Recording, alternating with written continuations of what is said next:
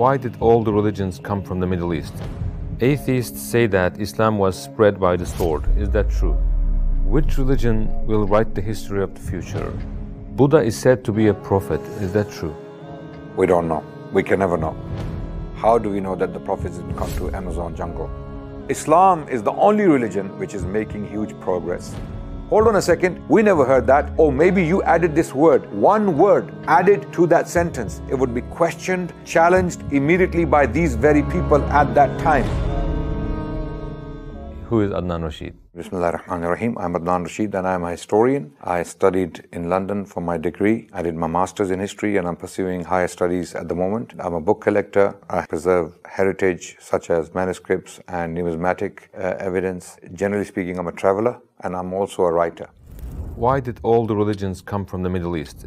How do we know that the prophets didn't come to other people? My question would be, okay, we know there are prophets who came from the Middle East, absolutely, but we believe that prophets were sent to all nations in different times and different places. How do we know that the prophets didn't come to Amazon jungle, to those tribes? How do we know if the prophets never came to Zulu people? How do we know if prophets never came to the people of Papua New Guinea living in the jungles? How do we know the prophets never came to Aborigines in Australia and those prophets were followed and their teachings were forgotten? So this is a very strange claim or question, How do we know? Absence of evidence does not mean, evidence for absence. So that's my answer to that question. We know prophets or teachers were sent by God to all people in different places. Where prophets never came, where people never found prophets and they found themselves to be in misguidance, they will be judged by God on the Day of Judgment according to their situations, according to their circumstances. Whether they followed whatever principles they had inherited naturally, it is part of human fitrah, nature, our innate disposition that certain things are wrong.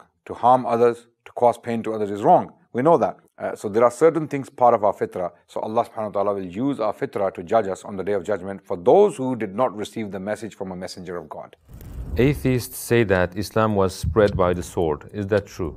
It depends what they mean by that. The territory of Islam was spread by the sword, absolutely, no doubt, unashamedly. We accept that because the Muslims fought the Persians, the Romans, to take the territory from them to bring justice to these people. We, the Muslims, believe that early Muslims, when they went out fighting the Romans and the Persians, they were fighting tyranny, they were fighting oppression, and we know that from the people who invited the Muslims into these lands. We have so many testimonies that the Byzantine territory, such as Syria, Jordan, Palestine, Egypt, people were inviting the Muslims to come and remove the Romans, the Byzantines. Because the Romans, the Byzantines were oppressing the masses of these people. But Islam as a religion was never forced upon people. And when it was forced upon people, the scholars of Islam were the first people to stand up against such actions. In chapter 2 of the Quran, verse 256, the Quran says, La ikraha fid din, qad tabayyana ar-rushdu min al-ghayy. Okay, there is no compulsion in religion. And this verse is specifically talking about non-Muslims. It is absolutely haram, forbidden, prohibited in Islam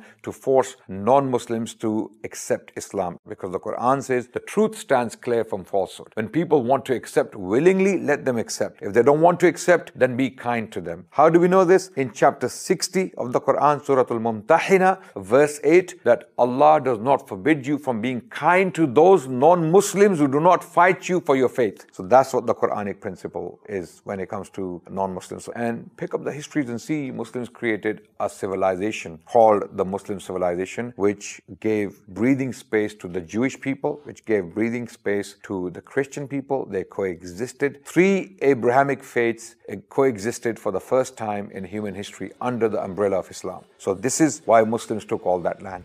Buddha is said to be a prophet. Is that true? Assalamu alaikum, brothers and sisters. We saw that 80% of our audience, including this video, are not subscribed to our channel. As you know, we are a non-profit organization and advertisements are disabled on our videos. So the only reason we are asking for this is to spread the truth. It may seem like a small act, but inshallah, it may be a means of guidance for many people. Now let's click the subscribe button and let's together walk towards eternity. Buddha is said to be a prophet. Is that true? We don't know. We can never know. We don't even know much about Buddha. We don't have his tradition preserved. We don't have his teachings that reach us without any corruption. So Buddhists, whatever they attribute to him, we don't know if it's true or not. Is the dead body in the British Museum the pharaoh in the time of Moses? That's not a pharaoh. That's a body which was found preserved in the sand, and that body is nearly 5,000 years old. It comes from 3000 BC. He's just an unknown person who died and was preserved in sand. That's not an Egyptian body, to my knowledge. Is it true that early humans were primitive, like the Stone Age and the caveman? Okay, a lot of these stories are made up. These are fictional stories. These drawings made by Darwinists and National Geography magazines, when they show you a caveman, hairy caveman, looking like an ape, he's half human and half ape. There is no evidence in the fossil record for this stuff. This is a very basic answer I can give you right now. These categorizations are made by scientists and historians to basically divide the historic development of humans. They're not necessarily absolute. We don't have to necessarily follow them. But we do know, even Islamically speaking, that Adam alayhi salam, the first humans, were basically very simple. They had simple tools, they had simple lives. They didn't have things we have today. It took us a very long time to get here. So are we going to look down upon the people who were living in the 10th century, let's say, 1,000 years ago? No, we're not. They were very intelligent people. So humans have always been intelligent. From the very time they emerged on the scene in this planet, they have been intelligent. God gave certain characteristics and abilities to humans to survive, to live their lives. They only got more sophisticated with the knowledge, with the experience they gained through life. Some deniers say about Islam as a copy of past beliefs like the Sumerians. How would you answer that as a historian? As a historian, I would say that if Sumerians have documented a fact and that fact is repeated in the Quran, then it's a fact. It's history. But if they mean, people who claim this, that Quran plagiarized blindly from the Bible, from the Sumerians, from the Egyptians, then they are plainly wrong. I'll give you one quick example. When we read the Bible in the book of Genesis, we see that the king of Egypt is Pharaoh at the time of Abraham, at the time of Joseph, and at the time of Moses. So Moses lived somewhere around the New Kingdom period. And Joseph and Abraham were around in the Old Kingdom during the Hyksos periods. So when Hyksos people were ruling Egypt, who were not pharaohs, who were not from the same background, they used the title Your Majesty, King. In their language, it was Humph. So at that time, the title Pharaoh or Para'a in the ancient Egyptian language was not used for the king as a title. It was there as a reference to the great house. But as a title for the king, strictly speaking, it was used repeatedly after the year 1500 BC, during the New Kingdom. So amazingly, the Quran makes that distinction correctly. In chapter 12 of the Quran, Surah Yusuf, when you read the story of Yusuf alayhi salam, Yusuf, when he talks about the king, he doesn't call him Pharaoh, calls him Malik, simply Malik. But when you come to Moses in the Quran, idhab ila fir'aun innahu tagha. Go to Pharaoh because he has transgressed. So this distinction is very clear in the Quran, but it is not clear in the Bible. So this is clearly a historic error in the text of the Bible, which the Quran did not copy. So the Quran is clearly not plagiarizing. How can you prove that the Quran has been preserved until today? The Quran was revealed in the 7th century upon the Prophet Muhammad sallallahu alaihi wasallam. Prophet Muhammad was 40 years old when the revelation came down upon him, and the Quran was written in front of the Prophet by his companions on different materials. For example, they used skins of trees, they used leather, they used bones, and they used wooden, basically plaques, to write the Quran on them. Every time the Prophet would receive the Quran, he would start reading it, and his companions would be sitting around him, listening to the Quran, writing it. So at the same time, it was memorized through memory. And later on, it was transmitted to the future generations by the same companions, especially Uthman bin Affan radiallahu anh. During his time, there was a standardization of the text. So the companions of the Prophet Muhammad sallallahu alaihi wasallam, they took every single word of the Quran and they wrote it down. They authenticated the language, the style, and even the script, and then they transmitted it. So we have copies of the Quran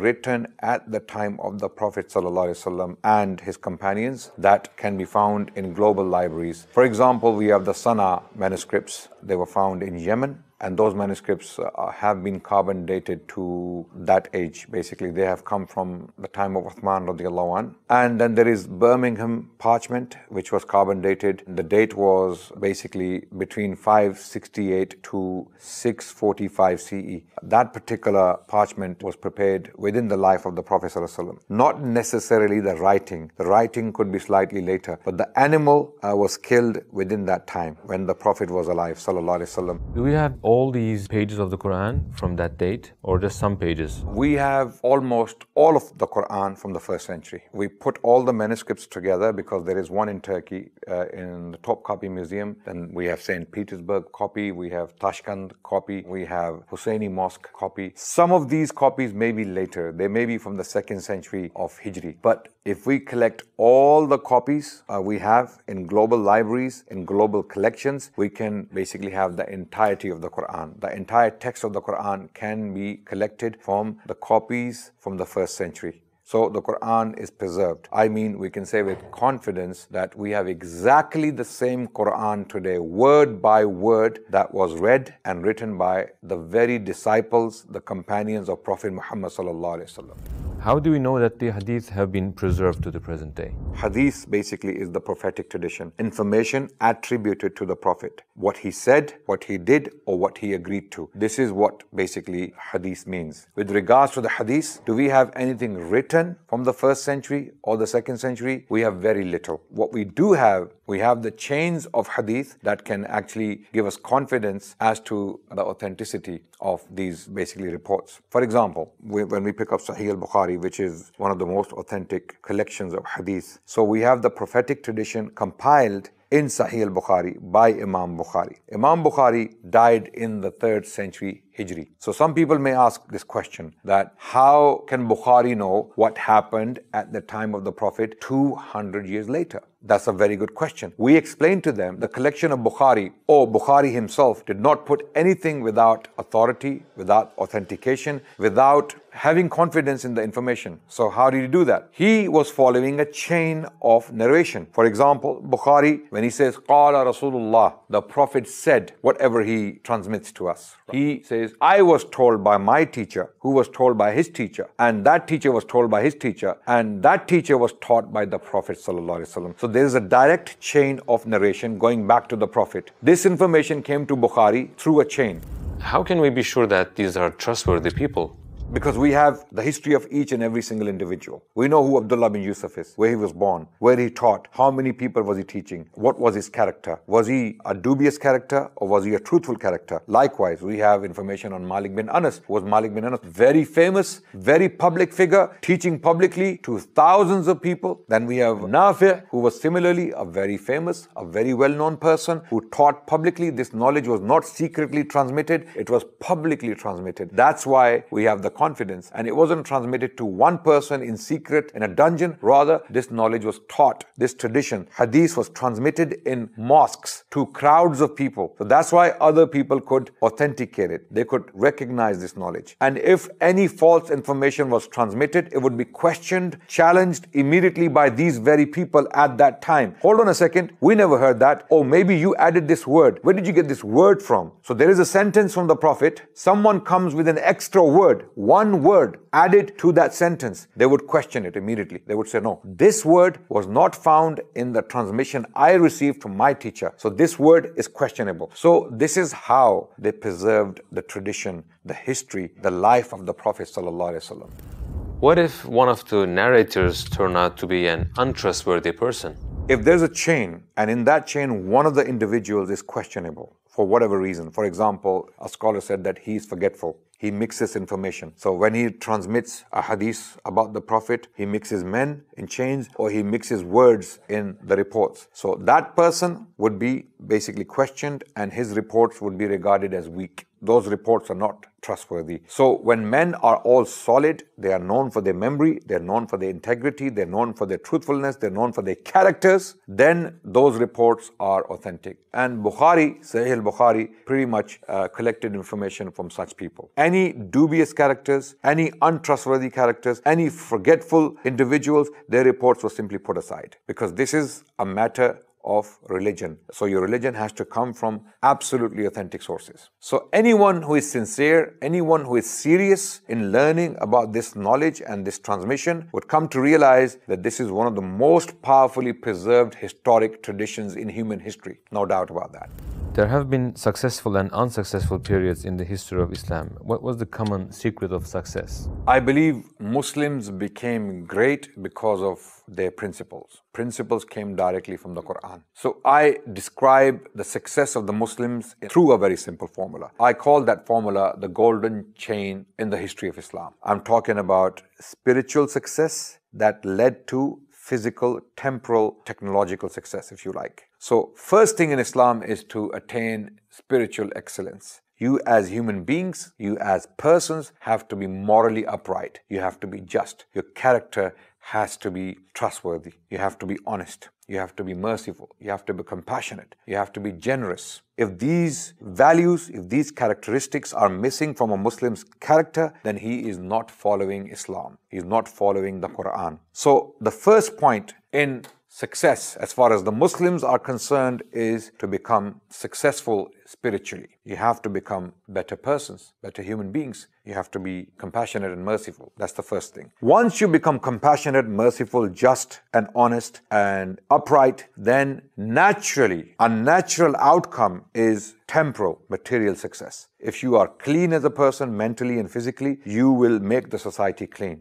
So that golden chain of events is basically the revelation of the Quran. Number one is the emergence, the revelation of the Quran. Number two, the concept of justice that originates from the Quran. Number three, that justice gave peace to the world. Then number four is progress that came from that peace. So going backwards, there can be no progress without peace. There can be no peace without justice. There can be no justice without the Quran when it comes to the Muslim civilization. So the Muslim civilization is made of these four events, and this is why I call it the golden chain of events in the history of Islam. It is said that the West got civilization from Islam. Is that true? There is no doubt that the West has taken immense benefit from Muslims. In fact, a lot of this technology you found today in the West was acquired from Muslims, albeit in a more simpler form. The bases, the foundations were laid by the Muslims to a large extent.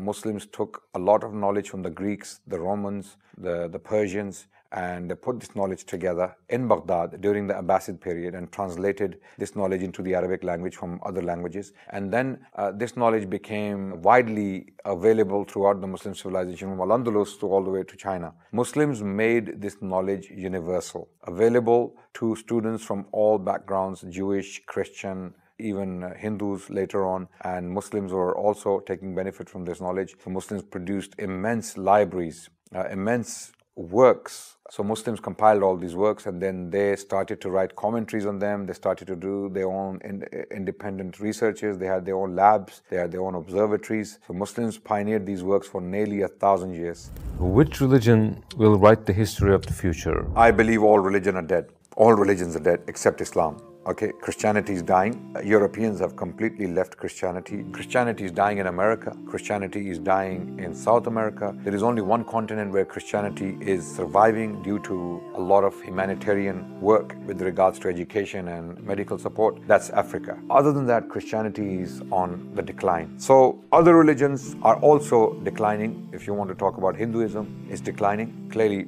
when you look at the situation in India, this new Hindu revolution under the guise of Hindutva is a big travesty. It's a big unfortunate occurrence. So Islam is the only religion which is making huge progress. Hundreds of thousands of people are accepting Islam. Those people who find themselves in a spiritual dilemma, those people who have nothing to look forward to, when they have empty lives, they wake up to the reality of Islam sometimes when they're exposed to it, and they accept Islam. So Islam is the fastest growing religion in Europe. There are Swedish, German, British, French, even Spanish and Italian individuals who are accepting Islam in large numbers, in particular women. Same is happening in South America and North America. Same is happening in Africa. So Islam is the religion of the future. Islam will write the future, I believe.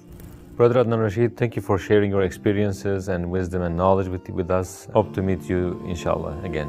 Inshallah. Thank you so much.